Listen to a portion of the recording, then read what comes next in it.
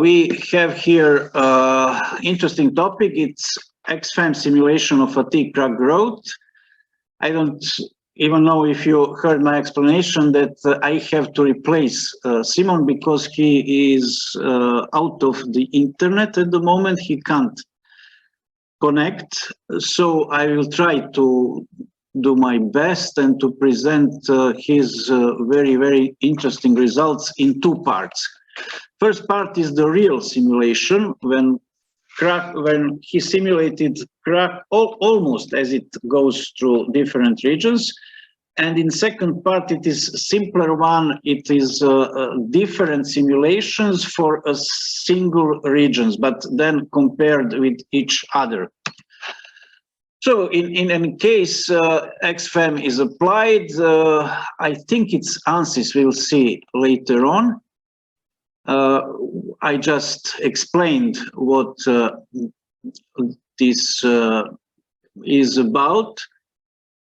So let's see some more details. In this first part, we are dealing with research, which is actually base or most of Simon's doctoral thesis. He defended that about 2 years ago. It was extensive experimental research with some numerical simulation, which we are today dealing with. So experimental procedure is just listed here, and we don't need any of these.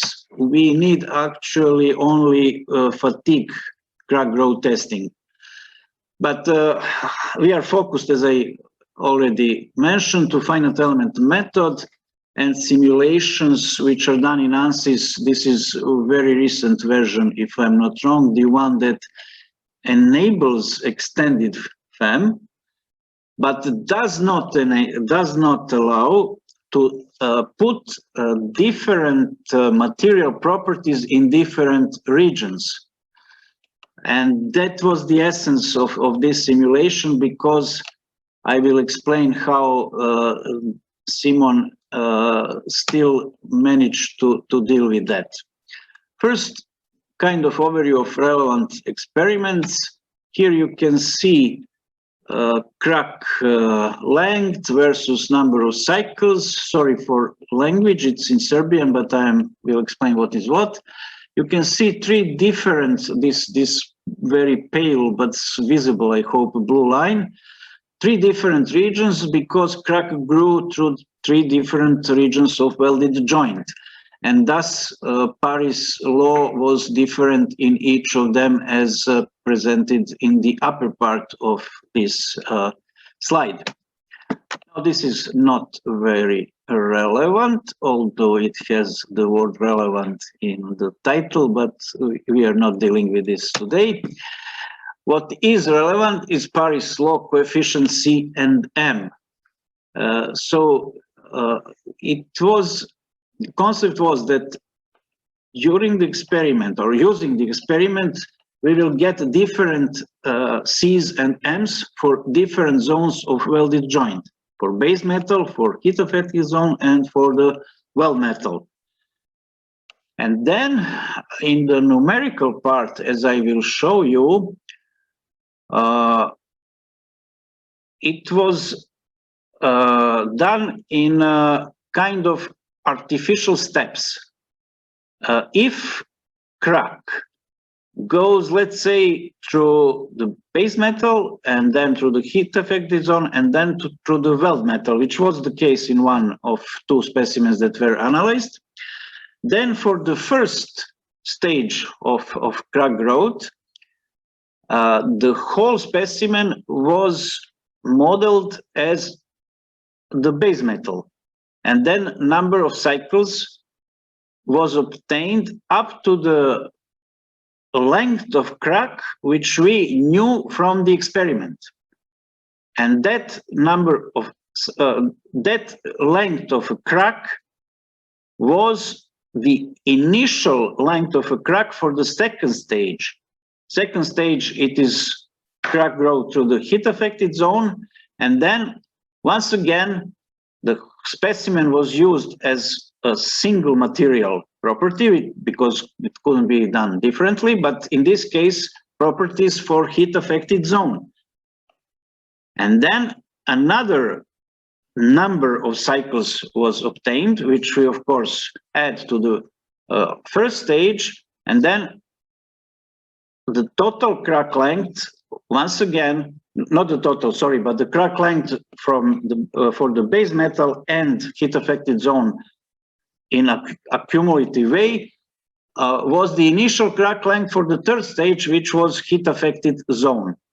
And then once again, as the single material specimen, heat affected zone was simulated, and in this way the total number of cycles was obtained numerically, as if we had simulated the really how crack would grow through these three zones.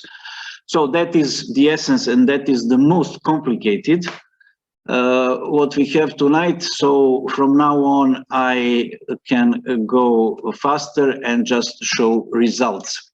So what I already mentioned, there were two specimens which were numerically simulated. One of them, specimen number 5, had the crack at the heat affected zone and then through the weld metal. So only two different materials were involved. Because we didn't go into heat affected zone itself, that would be too much. But the specimen number 22 is actually what I just explained. It had a crack in the base metal, which went through heat affected zone and then through weld metal. That was the most complicated case. Now, these finite elements were used as required by Abacus for this xFEM method. Mechanical properties, of course, were also important and they could be used different, I mean tensile properties, but not C's and M's. This is about the fatigue crack growth simulation, which I already practically explained. I don't think we can skip over this. And now a few presentations of the mesh and loading conditions and boundary conditions. Nothing too much important. I practically explained it all. These different colors are not different materials because it's not possible to have it. Actually, I don't know why are they different. Simon can explain if he can join us later on. Here are here are the proper tensile properties for heat affected zone weld metal for both specimens as tested experimentally and used in numerical model. Now a few other details about numerical simulation. Stresses for the heat affected zone specimen 5, stress intensity factor distribution, crack length versus number of cycles for the same specimen. Those are all numerical results now. Now heat affected zone in specimen 22, stress intensity factor is specimen 22, and crack length versus number of cycles. So this here now comparison of cycles obtained in the way I just explained compared to the experimental one is the crucial in this story. So you can see in all cases that agreement is, I would say, really good. It is about 10% of difference, maybe up to 20 in some cases. And number of cycles for numerical simulation, once again, is conservative, which is, of course, acceptable from point of view of structural integrity assessment. And it is really close enough. So this idea how to simulate fatigue crack grow in the circumstances when we don't have a numerical tool that we really make it so that we could put C's and M's differently. This idea really worked out. And that is the most of it for the part one. You can see here visualized these comparisons. Of course, this specimen 22 has a much larger number of cycles because crack grows partly through the base metal. And here are also some other ways of presentation of these results, which we will not discuss. We will just conclude. Whatever I already mentioned is actually written here. So we need to deal with this problem. We know that crack growth rate is even drastically different in different zones of welded joint. And this is one of the first options how to do this, one of the first possibilities that you can find in the literature. There is very, very few literature data how to solve this problem. Okay, now for the second part, which is simpler, there was a need to compare different zones. So just to simulate crack growth through fatigue crack growth through single zone, but different, 3 different zones, weld metal, base metal, and heat affected zone. And that was done also in the scope of a doctoral thesis, which is still going on as a project. Material was and is high temperature steel for high temperature applications. It is Ljubica will recognize it, grade 91. There are different denotations for this material. In any case, the main alloying component is chromium, and it contains about 8 to 11% of chromium and then about 1% of molybdenum. That steel was introduced into a practice to elevate operating temperature from 540 to 575, and this 540 is relevant limit for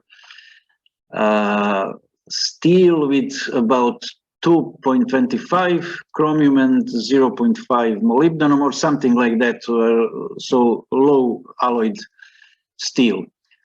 Of course, higher alloyed steels are typically more sensitive to cracking, so a lot of experimental work was also needed here to prove that this material is suitable for application.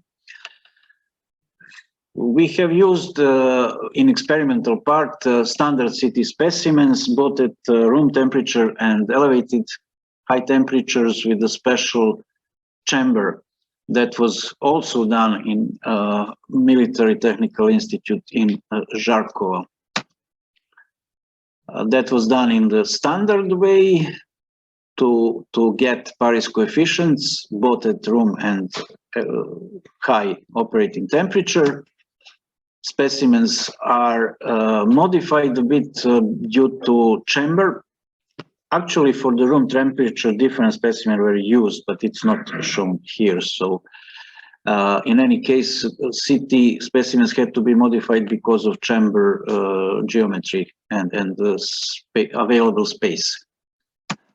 And here we have typical Paris laws, typical complete curves, but this linear part would allow us to obtain C and M.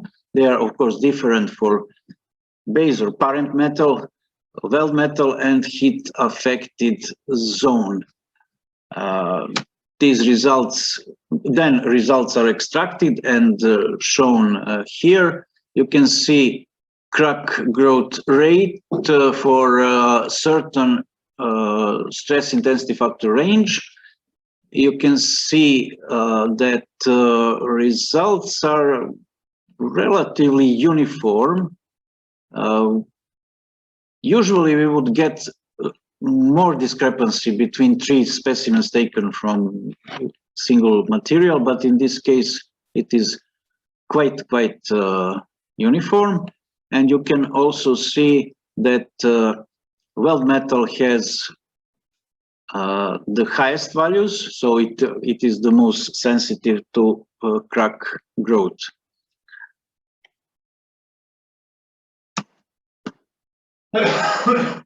So now we turn our attention to xFEM. Once again, it was ANSYS version R19.2. Initial crack length 0.5 millimeters. Final crack length was 5 millimeters. Model is standard CT, well, actually not standard, but modified standard. Well, that is contradiction. But it is modified from the standard specimen. You can see it here in any case. This geometry was, of course, copied from what we really used in experiment. Mesh is shown with refined smaller elements around the crack, of course, as usual, nothing special here to be mentioned. And the results are now going on. This is first diagram for the parent material. Please note that number of cycles is 1729 for crack to grow from some initial value to the final value, which is approximately 5 millimeters in each case. So for the weld metal, it's only 65. Remember, it was 1729 for base metal, and for weld metal, only 65, and for the heat affected zone, 657, somewhere in between. These results are in complete presentation only if we also see stress intensity factor distributions, well, in the order as previously: parent metal, weld metal, heat affected zone. And for discussion, I already mentioned what is most important and what was the aim of this research. Parent metal was far the best, but what we couldn't know, because that was expected, what we didn't know, would heat affected zone or weld metal be a better one? So in this case, weld metal was far the worst, and that is probably because of filler metal, which might need to be changed. Nevertheless, one should also keep in mind that this filler metal is selected due to welding requirements, due to standard requirements which do not go into details like fatigue crack growth. And also this steel is typically not used in applications where fatigue would be the main problem. But anyhow, it is good to know that if application would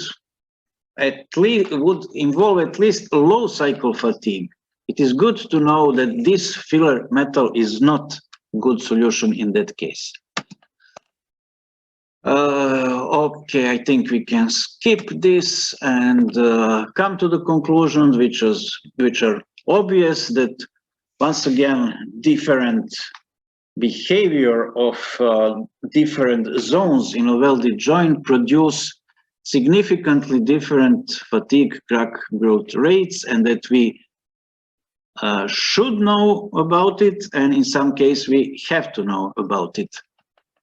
So thank you for your attention. I hope I replaced Simon in a good fashion, and now I will stop sharing the screen, and this presentation and paper is open for discussion. keep in mind that I'm not the author. Be gentle. If any, or maybe you are now too tired. Fernando, are you still with us? I count on you. Yes, yes, yes. Any questions or comments?